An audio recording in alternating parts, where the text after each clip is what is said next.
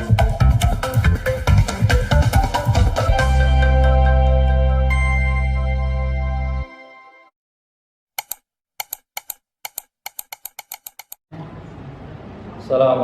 warahmatullahi wabarakatuh. Bismillah, alhamdulillah, wassalatu wassalamu ala rasulillah Sayyidina Muhammad bin Abdillah wa ala alihi wa sahbihi wa mawalah wa la hawla wa la quwwata illa billah, amma ba'du. Hadirin hadirat rahimani wa rahmatullah, usikum wa nafsullatallah faqad fazal muttaqun ala hadiniyah wa la qanatu salihah ala hadratin Nabi Mustafa Muhammadin sallallahu alaihi wasallam wa ala alihi.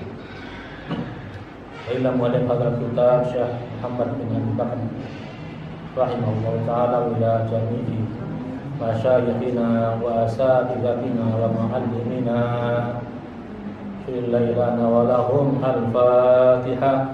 A'udzu billahi minasyaitonir rajim. Bismillahirrahmanirrahim. Alhamdulillahi rabbil alamin arrahmanir rahim maliki yaumiddin iyyaka na'budu wa iyyaka nasta'in ihdinas siratal mustaqim siratal ladzina an'amta 'alaihim ghairil maghdubi 'alaihim waladdallin. Kemarin sampai apa ya? Sayyidina Ali didatangi 10 orang-orang Khawarij sampai daripada hadis cerita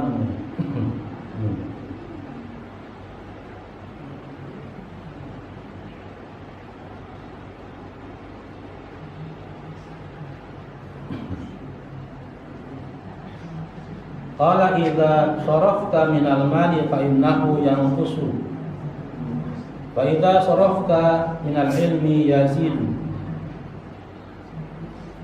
Apa buktinya, apa dalilnya bahwasanya ilmu lebih utama daripada harta? Sayyidina Ali menjawab, jika engkau membelanjakan hartamu fa innahu yanqusu, maka harta tersebut akan berkurang. Wa idza sarafta minal ilmi, jika engkau membelanjakan, menggunakan, mengamalkan ilmu tersebut, yazidu, maka ilmu tersebut bertambah, bukan malah berkurang. Ini keutamaan ilmu daripada harta. Fadhahaba bihadzal jawab, maka pergilah orang Khawarij tersebut dengan mendapatkan jawaban tersebut. Wa hadara akhar fa sa'ala kama sa'alu, datanglah yang lain dan bertanya sebagaimana yang terdahulu bertanya. Faqala, maka Sayyidina Ali menjawab, al-ilmu afdalu amil mal, al-ilmu afdalu minal mal, ilmu itu lebih utama daripada harta. Faqala, kemudian orang tersebut bertanya, bi ayyi dalilin, apa alasannya, apa buktinya? Qala, berkata Sayyidina Ali, sahibul mali yud'a bismil bukhli wal lu'mi, orang yang memiliki harta dipanggil dengan sebutan pelit ataupun sebutan hinaan, sebutan yang menghina. Wa sahibil ilmi, sementara orang yang punya ilmu, yud'a bismil izami wal karam, disebut, dipanggil dengan sebutan yang agung dan mulia. Ya. Orang yang punya harta, kalau orangnya kurang baik, maka orang-orang tetangga-tetangga menyebutnya si pelit. Ternyata saya ketika SD itu baca komik Donald Bebek, ada Paman Gober itu, pelitnya nggak ketulungan, ternyata ada baik. Kemarin saya lihat di YouTube itu di positif itu, orang Itali, pengusaha minyak terkenal, terkaya tahun 1976. Kayanya minta ampun, pelitnya naudzubillah. Sampai ada orang yang menculik cucunya, minta tebusan, enggak dilayani. Saya tidak akan mengeluarkan sepeser pun demi cucu saya. Sampai si pencurinya tadi ngancam, saya akan potong kupingnya kalau tidak ditebus. Dikasih waktu, dipotong kupingnya, beneran, dikirim dipotong, nggak dikasih juga. Waliyadzubillah, masya Allah, saking pelitnya itu. Maka dipanggil sepelit dan orang banyak menghina. Sampai dalam orang Arab mengatakan orang pelit itu yuqaribu angkal ba'id yabidu angkal qarib. Orang pelit itu akan mendekatkan yang jauh dan menjauhkan yang dekat. Punya saudara pelit, kaya tapi pelit, bertamu datang pasti kan pikirannya mau meminjam duit, dikasih hidangannya cuma air putih aja. Maka saudara-saudara yang dekat juga percuma datang juga. Artinya biar itu abang ada, akhirnya menjauh. Itu yang namanya yubidu angkal qarib, menjauhkan yang dekat. Saudara-saudara jauh pada jauh. Yuqaribu angkal ba'id, mendekatkan yang jauh. Orang kaya pasti diincar sama maling, sama rampok, dimanapun posisinya diincar. Apalagi sekarang pakai Google Map. Rumahnya Pak Haji siapa ini yang pelit. Datang jauh-jauh dari Medan pengen ngerampok rumah. Berarti nama yuqaribu angkal ba'id, mendekatkan yang jauh pada datang cuma pengen ngerampok saja. Kayak orang yang punya harta, kalau pelit maka disebut dengan bukhli wal lu'mi. Tapi orang punya ilmu disebut dengan panggilan yang agung, dan makanya ketika ada Kiai ceramah al-mukarram wal-muhtaram sahibul fadilah wal karamah. Ingat waktu saya nyamper itu, kalau malam Jumat itu kan ada marhabanan muhadarah. Muhadarah itu latihan pidato. MC-nya itu kurang asem. Baik, penceramah kita pertama adalah al-mukarram wal-muhtaram sahibul fadilah wal karamah wa ghairu mutanajjis. Akhina Saudara Abdullah yang paham pada tahu emangnya saya kembali kelanceng.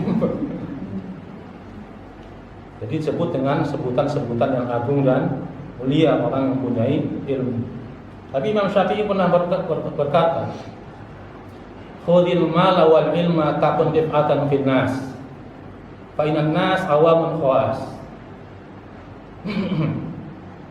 Fal awam yukrimuka yahtarimuka bimalika wal khawas yahtarimuka bi'ilmika. Ambillah harta, ambillah ilmu dan harta, atau milikilah ilmu dan harta, maka kamu akan menjadi orang yang terkenal, orang yang tinggi derajatnya di kalangan manusia. Karena manusia itu ada dua, awam dan khawas. Orang yang awam, yang umum, dan orang yang khusus, yang luar biasa, yang istimewa. Fal awam, maka orang awam yahtanuka bimalika, akan menghormati kamu karena harta kamu. Wal khawas, para ulama, para alim, yahtanuka bima bi'ilmika, akan menghormati kamu karena ilmu kamu.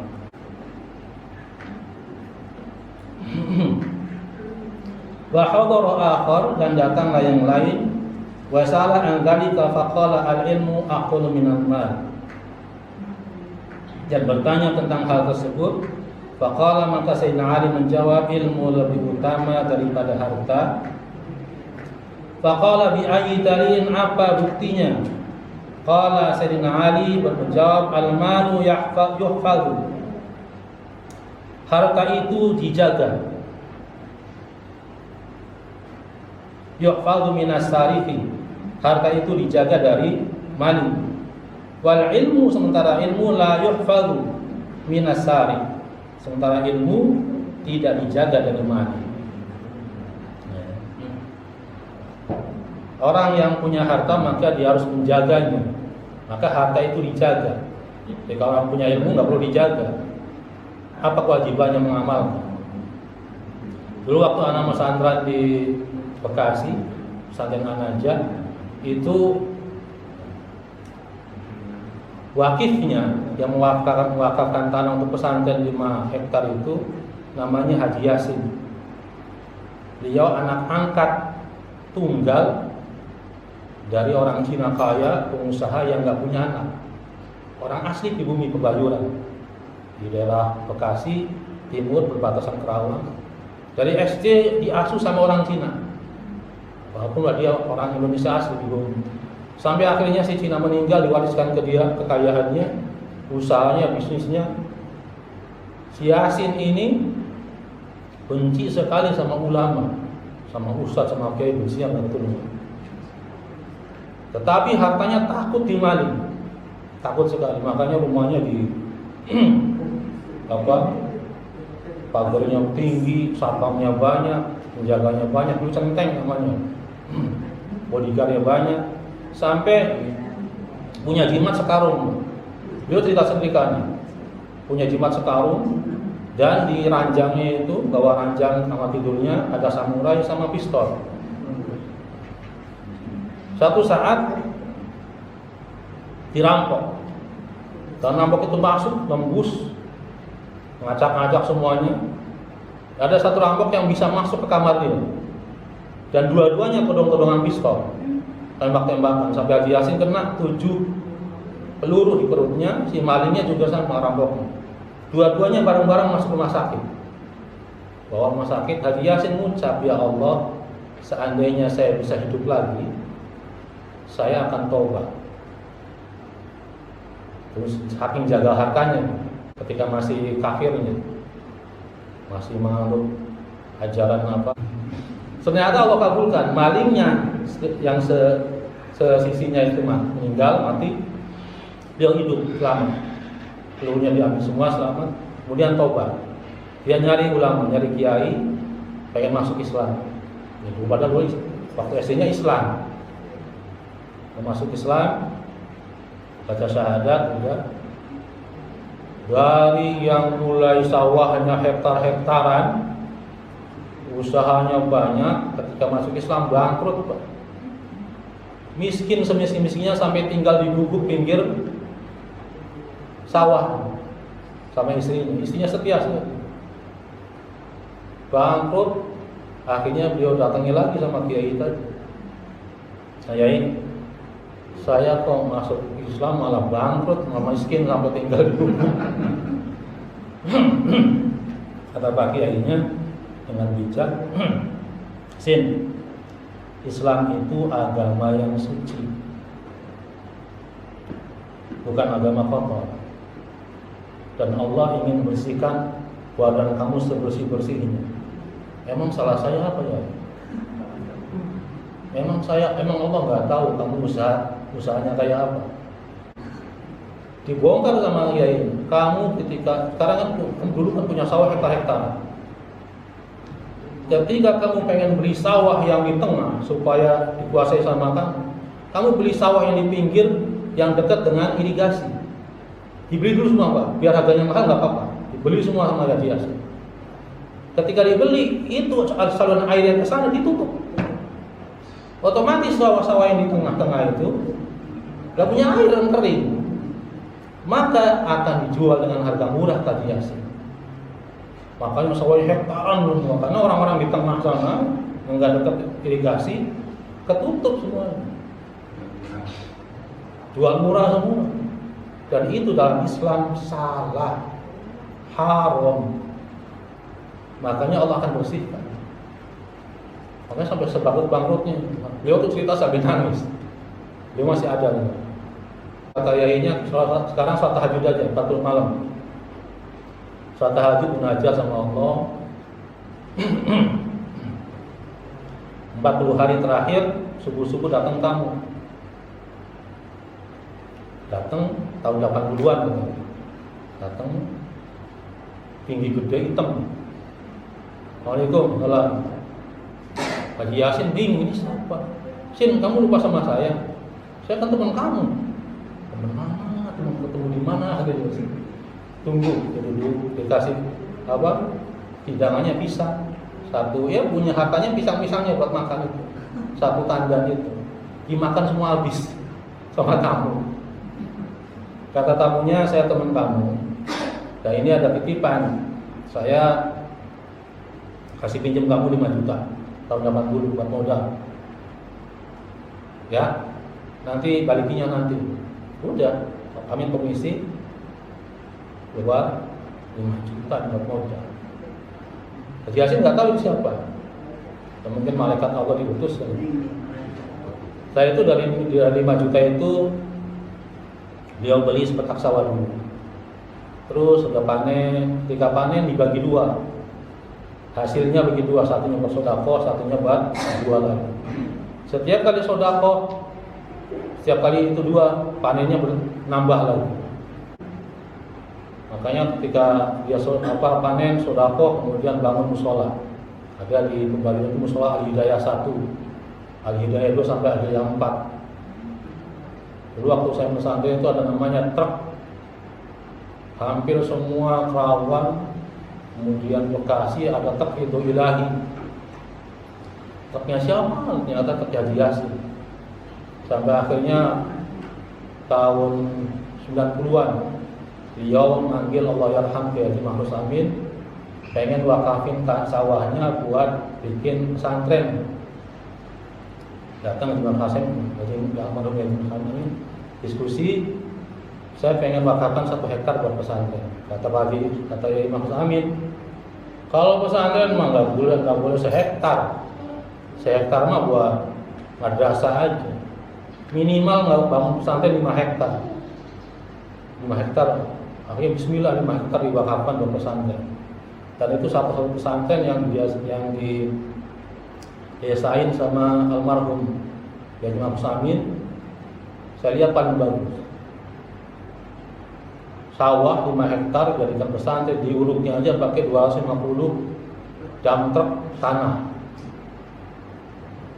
Kemudian didesain dulu bikin jalan, sisi kiri kanannya buah mangga, asrama gurunya dibuat, depannya kelapa semua.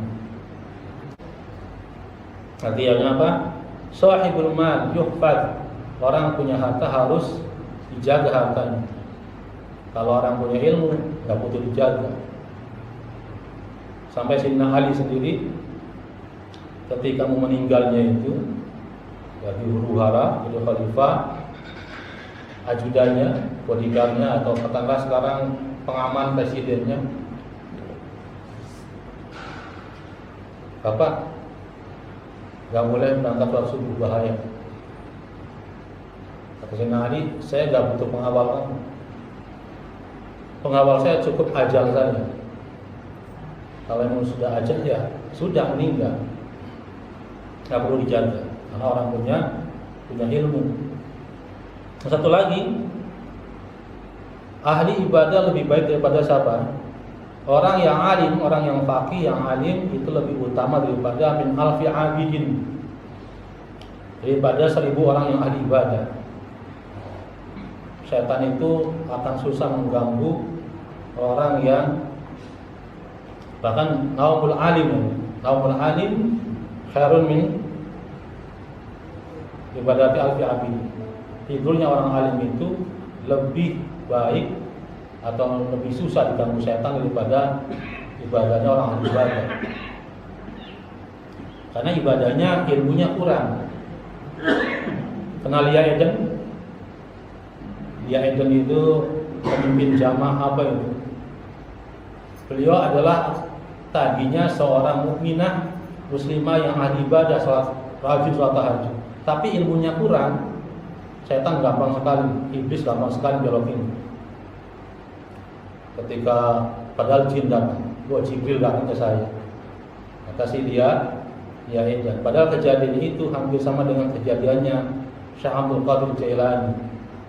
Ketika sholat tahajud, ibadah, datang iblis dengan suara, dengan cahaya kuning. Ya Abdul Qadir Jailani, faqad halaltu bi ibadatika faqad halaltu ma haramtu. Wahai Abdul Jailani, karena ibadahmu yang rajin, kata si setan itu, saya telah halalkan apa yang haram buat kamu. Saya sudah sediakan surga buat kamu. Maka silakan pekerjaan apa saja. Syekh Abdul Qadir kan punya ilmu, mikir, yang halal, yang haram, halal buat saya. Nabi Rasulullah SAW aja nggak begitu. Diambil batu, idhab ya lain, pergi kamu setan, terkutuk, ditembok, kabur. Makanya orang ahli ibadah kalau nggak punya ilmu akan jadi seperti dia itu. Saya ditangani Jibril, mau wahyu, padahal jin tomah. Karena ilmunya tuh kurang.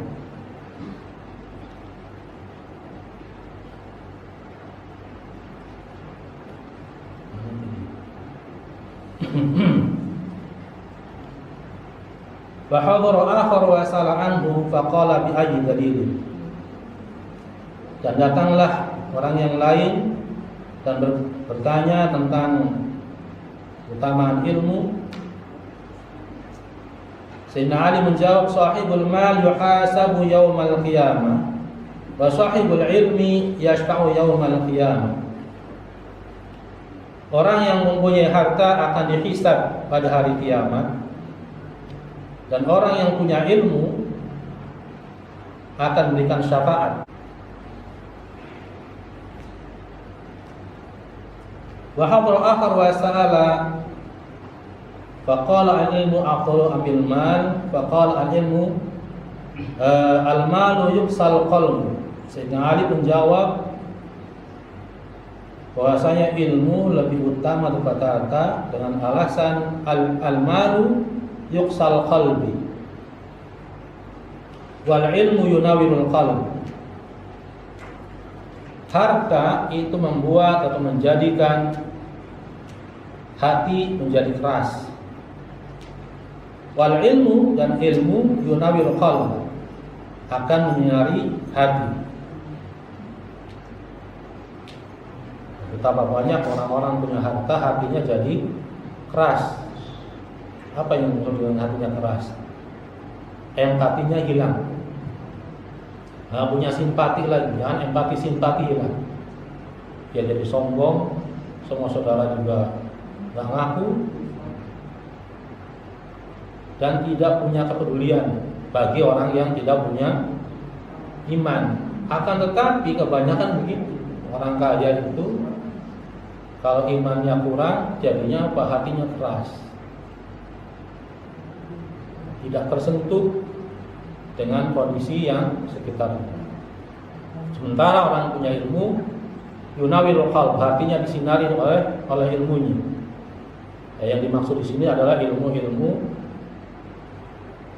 agama.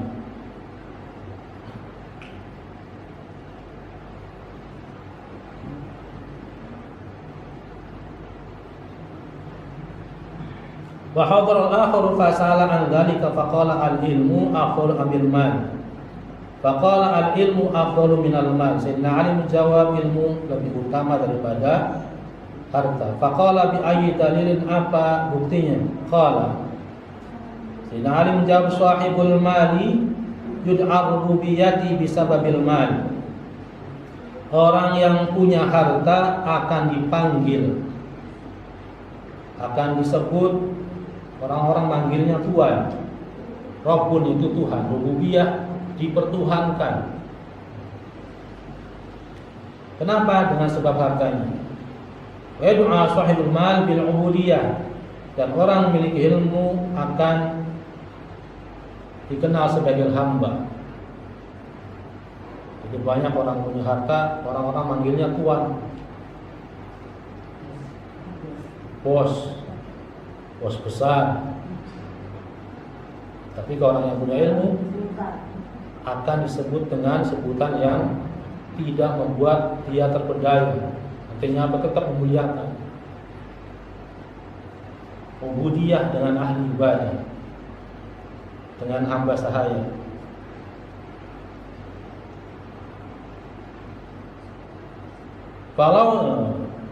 Falau sa'aluni an hada, kata Sayyidina Ali, ini yang terakhir tadi, yang ke-10 dengan jawaban tadi.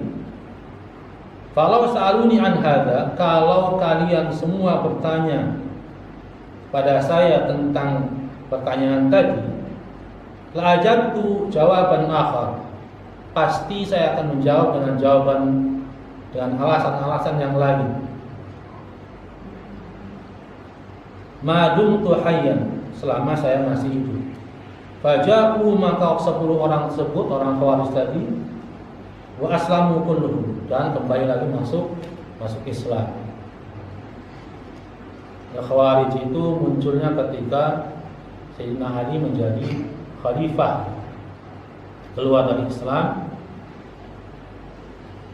cuma nggak kerasa. Aliran Khawarij, aliran-aliran yang sering mengkafirkan orang lain karena merasa paling benar. Itulah tadi. Kalau sudah merasa paling benar, sudah merasa paling lurus, sudah merasa paling, maka sungguhnya dia sudah disusupi sama iblis. Maka sudah.